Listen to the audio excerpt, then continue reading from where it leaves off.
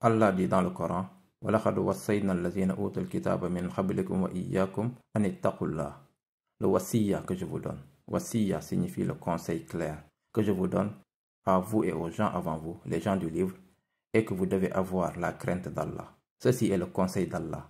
Les évidences et les versets de taqwa sont bien trop nombreux pour être mentionnés. Mais la taqwa est l'essence de l'islam. C'est le summum de l'islam, c'est l'épine dorsale de l'islam.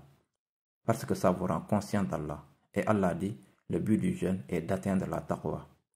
Voyons donc ce qui se passe lorsque nous jeûnons au cours du mois de Ramadan.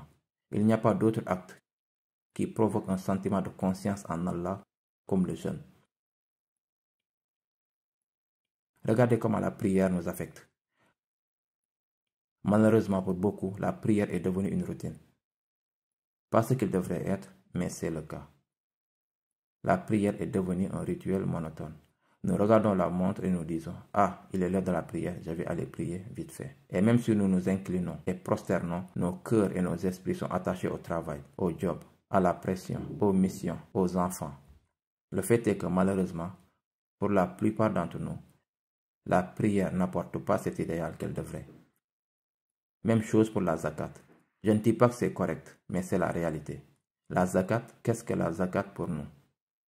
Aujourd'hui, nous sortons un stylo, écrivons un chèque et nous pensons que notre zakat est terminée. Et techniquement, cela pourrait être fait, mais la zakat nous donne rarement la conscience en Allah qu'elle devrait nous donner. Avant, la zakat signifiait que vous vous rendez auprès d'une famille pauvre, vous les trouvez et vous leur remettez physiquement vos dons. Vous verrez ce que cela vous fait. Cela va vous affecter. Vous verrez l'orphelin, le pauvre, les gens dans le besoin. Vous allez dans 5, 10, 20 maisons. À votre retour, vous serez affecté et vous remercierez Allah pour ça. Mais aujourd'hui, il existe des organisations caritatives qui ont des salles climatisées, font des collectes de fonds. Vous faites un chèque et vous vous dites, c'est bon, j'ai donné ma zakat. Techniquement, vous avez le droit, mais où est le khushu, l'humilité qui en découle? Regardons maintenant le jeûne. Que se passe-t-il pendant le mois de Ramadan? Chacun de nous, que se passe-t-il? Nous nous sentons vraiment spirituels. Nous commençons à surveiller nos langues, nos mains, nos yeux.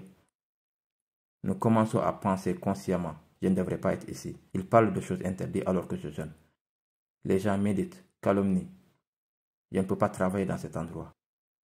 Littéralement, nous devenons conscients d'Allah pendant le mois de Ramadan. Même pour ce qui est halal. Si quelqu'un nous calomnie ou veut se battre contre nous, nous sommes techniquement autorisés à riposter. Mais qu'a dit le prophète sallallahu alayhi wa sallam? Quand l'un de vous jeûne et que quelqu'un vient et commence une dispute ou essaie de se battre contre vous, vous vous rappelez simplement que vous jeûnez et vous le lui rappelez. Inni sa'im, inni sa'im. Ainsi, vous contrôlez ces émotions légitimes. C'est halal de retourner ce qu'une personne vous a fait. Mais en jeûnant, nous atteignons cette conscience. Nous remarquons donc très clairement la'allakum tattaqun. Nous remarquons que la taqwa est atteinte à travers le jeûne.